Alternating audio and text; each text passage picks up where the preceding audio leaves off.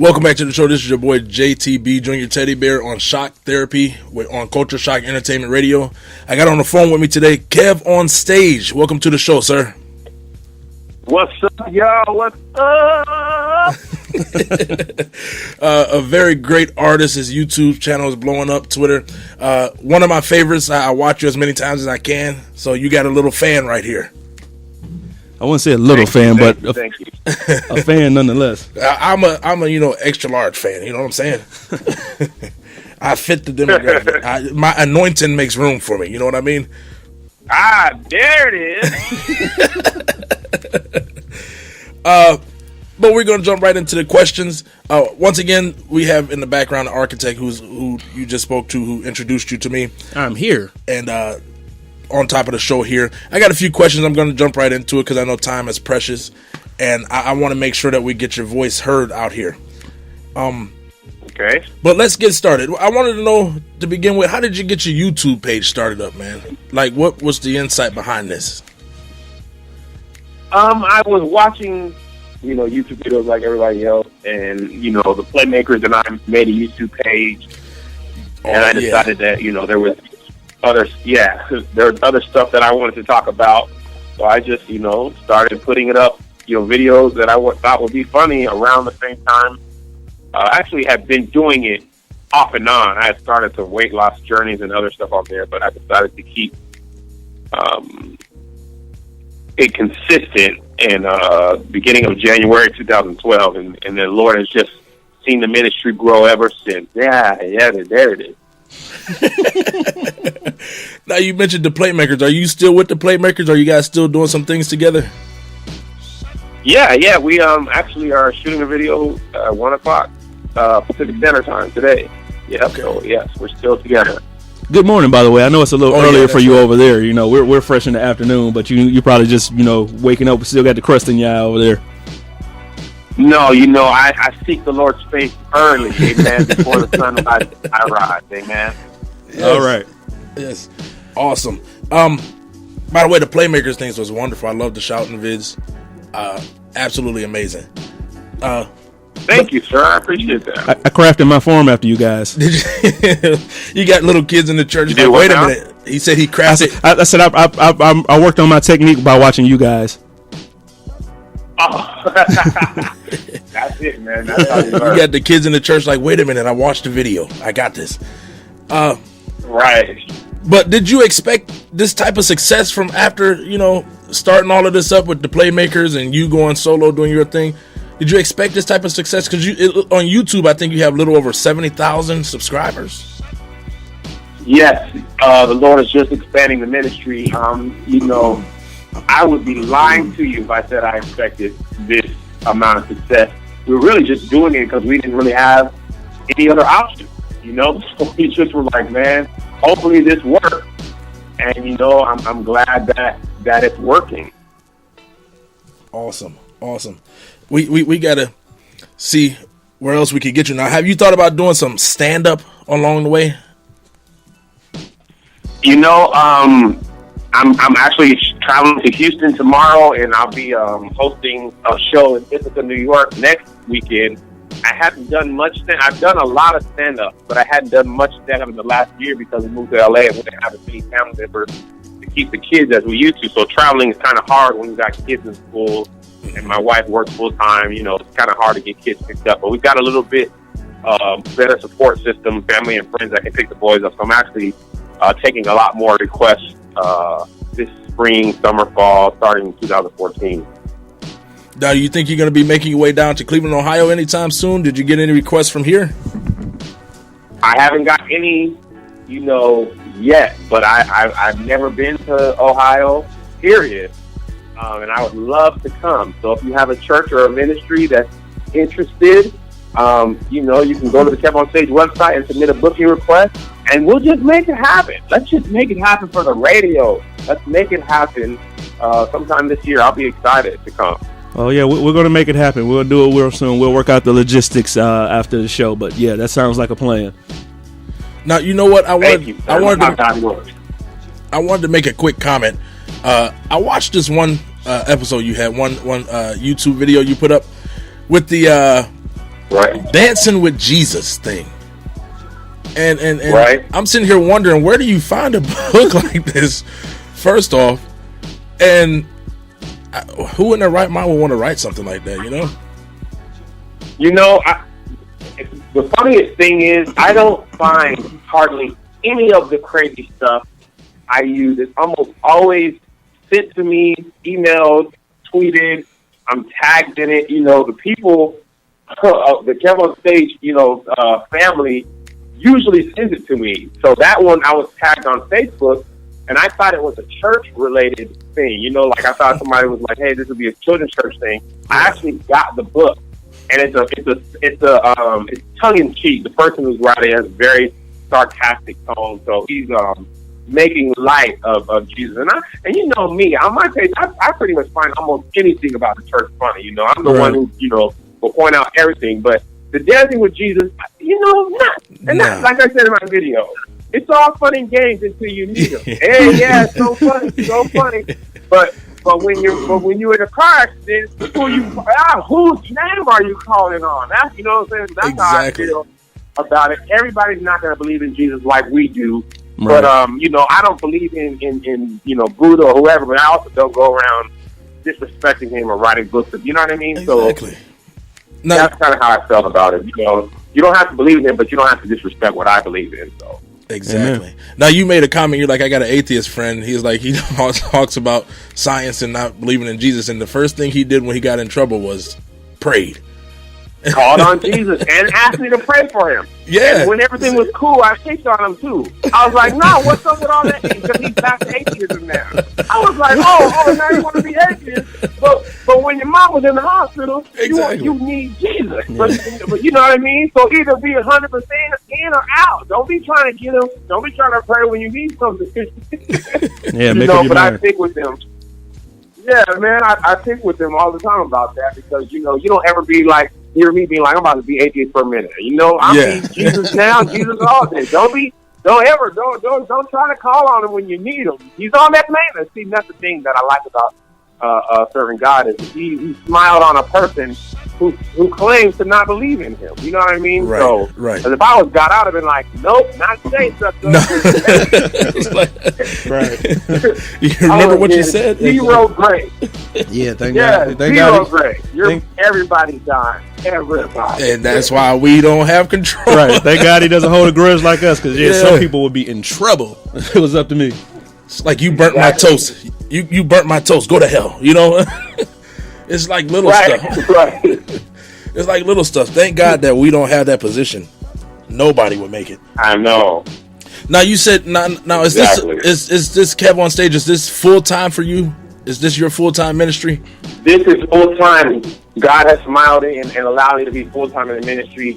And here's the thing about it though. I used to work a full time job, but being full time doing my own thing, the amount of hours I put in is way more work than being full time at a regular job that I've ever worked. There's people who work really hard on their jobs. I was not one of those people.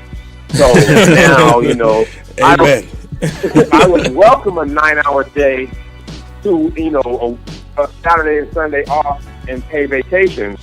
But now if I don't work, I don't eat. So, like I said, I'm going away to Houston for the weekend.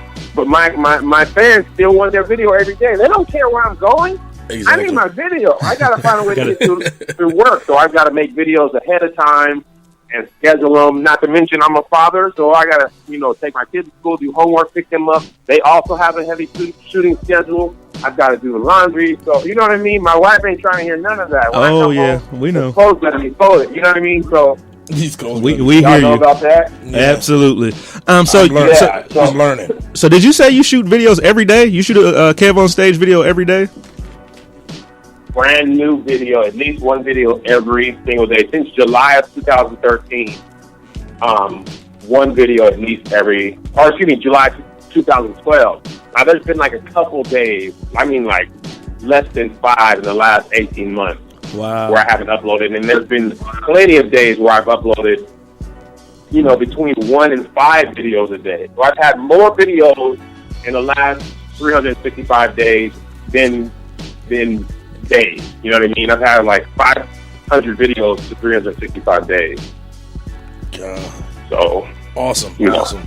Yeah, man. I just consider myself like a cartoonist. You know, they had to turn in something to the newspaper every single day, so that's kind of what I'm trying to build. And some days I'll be like, man, I have nothing funny to talk about. I have nothing interesting. I just want to let down. But, you know, I believe in being about what you said you'd be about. So this is what I started doing, and until I no longer have the time to do it, I'm going to do it. Right. Now, you know what I like? I want to give you a kudos and a congratulations on something, because I've tried this on my station before, and I get so much so much heat about doing this. But you posted a couple different videos. One was the Ask a White Guy. Another one was the Ask an Asian Guy Does He Eat Dog. Now, anytime I make a reference towards any nationality, it's like I get like, you know, a religious fine from the architect over here. Yeah, we have to have several post-production meetings about the content he puts out. Yeah. And so, what I wanted to know... No, go ahead. No, what I wanted to know was... I want to hear your question. What was the... Did you get any negative feedback from that? Any, you know, from those videos? I have. Here's the thing. I get negative feedback from every video. There's no videos that don't get any dislikes, or you know what I mean. But but you get 99% positive feedback. Ask the Black Guy is actually one of my most. Ask the Black Guy, White Guy, Asian Guy. One of my most beloved series with the fan base, because people have questions, and one thing that comedians have the luxury of doing is saying what everybody's thinking without getting the same thing that, you know, the same retribution that somebody else is, you know, could say. You know, even back to when we had court jesters, they could tell the king he was tricking, but since he was a jester, he was safe, and that was really the only way to, you know, right. You know. So people thought the court jester was like, you know, a dummy and a buffoon, but he was really one of the most well-respected people because he could walk the line of, you know, comedy and truth very well. So right. I do get people who are like, you can't ask those questions, you can't say that, this is disrespectful. But sometimes when people don't know, just wanting to know, like this, you know, like curiosity for curiosity's sake isn't harmful. Curiosity with malicious intentions is harmful. But most people want to know, like, do you eat dog for real? I mean, like, I just want to know. That's what I heard. You know what I mean? So I don't know. You know, all I know is they fry it up well. About each race. Right. Yeah, you know, but there's so many misconceptions that if you just had somebody that you could ask without feeling like they would make you feel dumb, then we would ask, you know, so that's how it goes.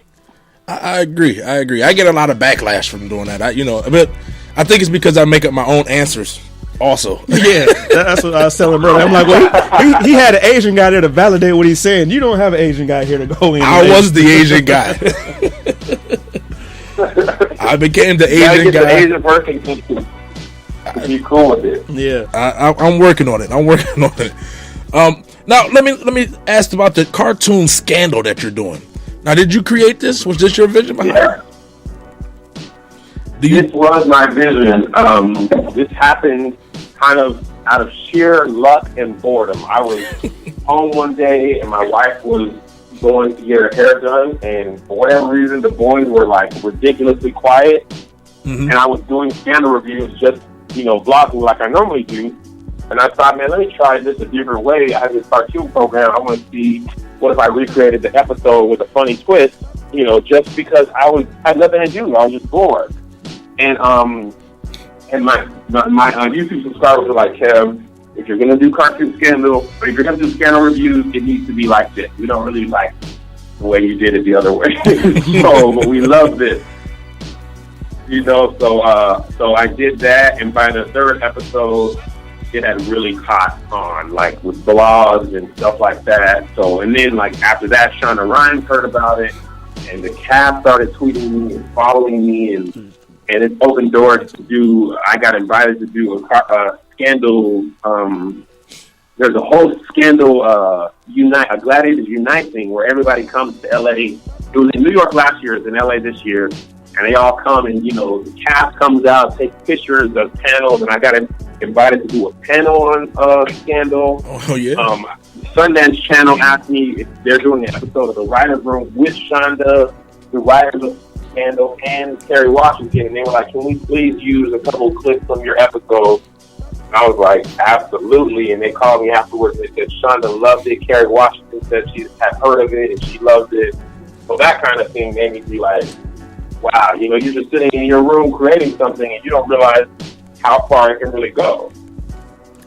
That's cool. Now, let me ask you, who does the animation on that? I do. Really? There's a cartoon, or there's a poker. Yeah, man. I'm a one man machine, man. I don't really get much help except for the Lord. But there's a program called Go Animate. So I created the characters, but I make them move, and then I do the voiceovers and add the music and all that stuff. Oh, that's powerful. Okay. That's real good. I like that. Now, one more question. You're in LA now. Do you think LA has been the door opener for you? Like, is this where you've received a lot more opportunities, more open doors? It definitely hasn't hurt, but the stuff I've created could have been created. Like, I could have done Cartoon Channel Washington. I could have done, some of the more successful videos.